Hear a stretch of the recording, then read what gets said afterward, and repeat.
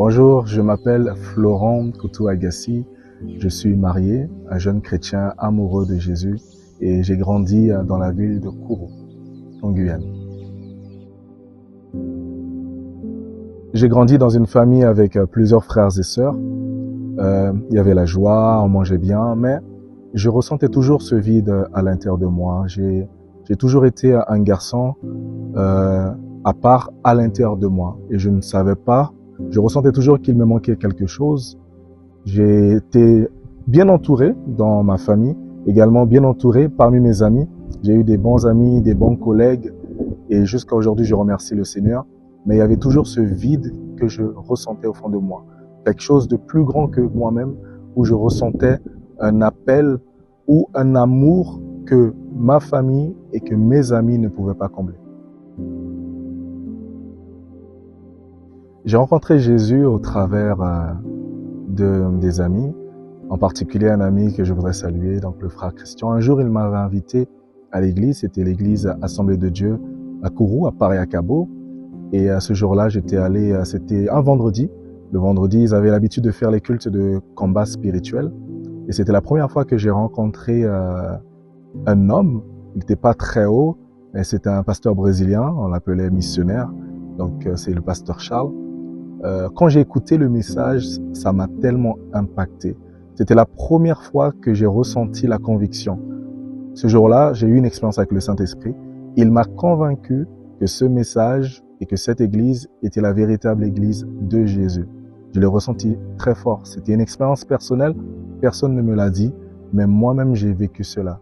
Et à partir de là, j'ai voulu grandir avec le Seigneur, connaître Jésus. En 2011, je me suis baptisé parce que j'ai rencontré le Seigneur vers 2009.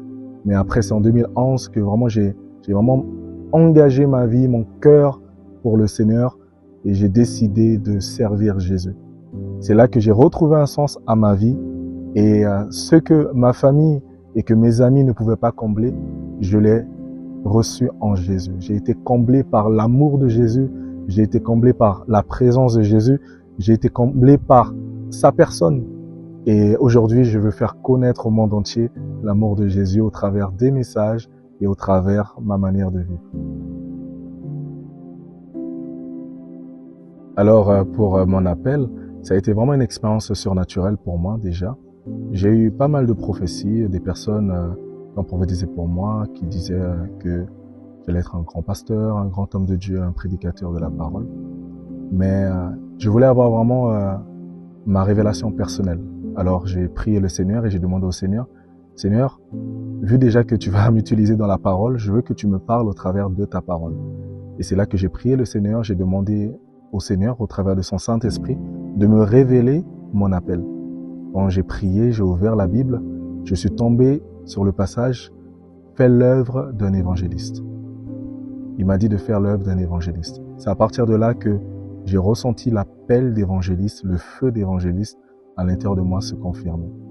Et avec maintenant la grâce que le Seigneur a posée sur la vie de mon père spirituel, c'est là que le Seigneur m'a fait comprendre qu'il m'appelait en tant que missionnaire, donc évangéliste missionnaire, pas seulement évangéliste locaux, mais un évangéliste national, même international. Et le Seigneur m'a appelé à opérer dans son église et également à l'extérieur de son église.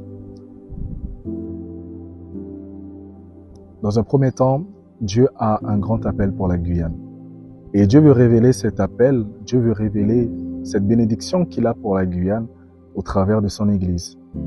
Et une des choses que le Seigneur m'a beaucoup parlé, il m'a pas seulement parlé sur les Guyanais et les Guyanaises, les enfants du pays, mais il m'a beaucoup parlé sur son église. Parce que le Seigneur est pressé de bénir les peuples. Beaucoup de familles ont pleuré, beaucoup de mamans pleurent, des parents souffrent, les politiciens souffrent.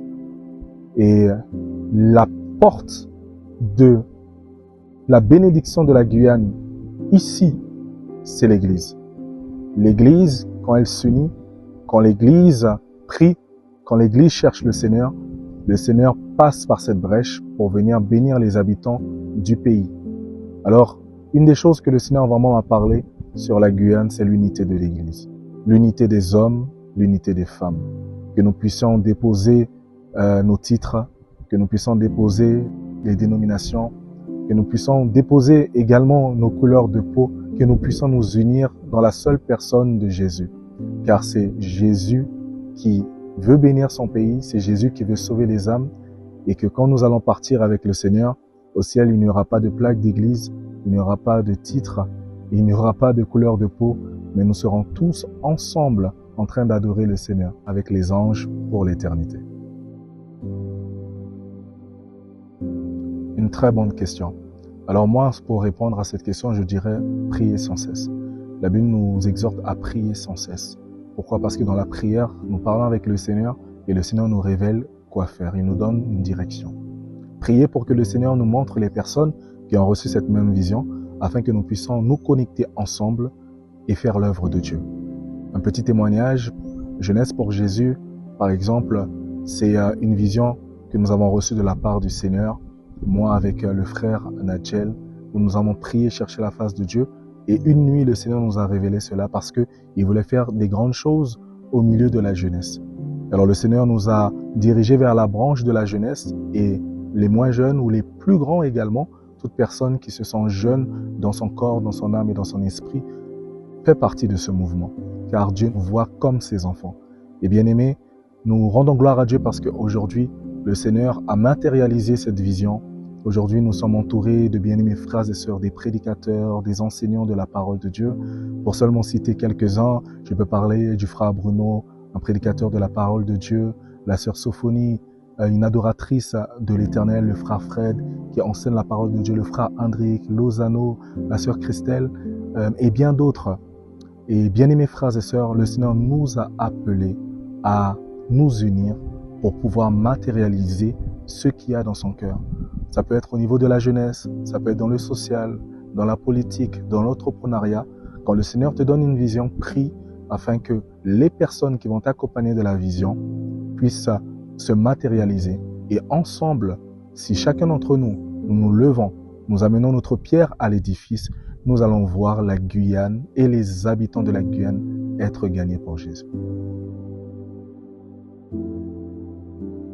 Que vous êtes bénis, Guyanais, Guyanaises. Vous êtes forts, vous êtes courageux, vous êtes victorieux. Peu importe qui tu es, dans quelle famille tu es né, peu importe ton niveau social, ton niveau de diplôme, tu es une personne bénie. Il y a du bon en toi, il y a du bon chez toi. Et il y a quelque chose en Guyane. Et la Guyane n'est pas vide, mais la Guyane est remplie de bonnes personnes. La Guyane est remplie de personnes qui sont riches, des femmes qui sont victorieuses, des hommes qui sont victorieux. Et pour cela, je voudrais également t'accompagner dans cette prière. Laisse-moi prier avec toi. Tu peux baisser la tête et nous allons prier ensemble. Père, dans le nom de Jésus, je viens prier pour cette personne qui est en train d'écouter cette vidéo. Et je viens prier pour ce Guyanais, cette Guyanaise et même ces personnes qui ne sont pas Guyanais. Je veux te demander de les bénir, te demander, Père éternel, de les garder et que le plan parfait que tu as dans leur vie puisse se matérialiser en ce temps, en cette année.